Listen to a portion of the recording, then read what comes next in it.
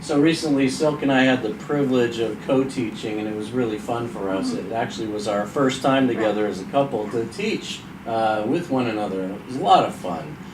We were asked to teach the marriage and family session in a brand new country of Asian Access. They were halfway through their 2-year cycle, and we came in and spoke about marriage and family, and actually it was our first time to even teach that subject. But it went really well. It was very exciting, and it was fun to watch my wife in action.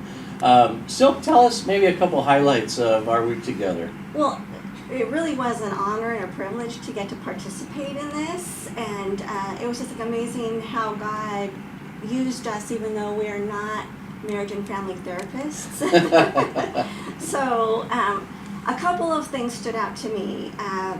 First, when I was able to share about the 5 love languages, and then just asked each of the husbands and wives to write down 5 ways they give love and 5 ways they receive love, and then just asked them to share that with each other. And it really was eye-opening for many of them. So that was exciting to get to be a part of that.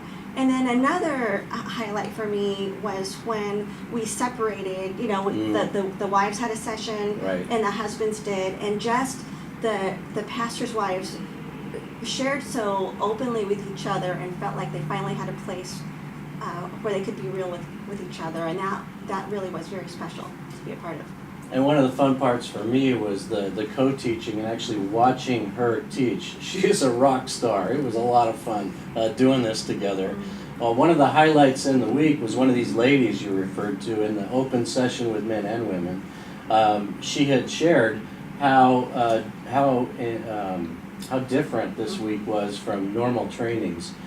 She had been really skeptical, she said, about sending her husband to the Asian Access sessions. Concerned that, you know, he'd done many of these things before, and what difference did it really matter? And yet many of his friends and her friends, you know, begged them, please let him go, and so she did. But this week she got to participate, and she was floored. She could not believe how open everyone was, how vulnerable they were with their real issues.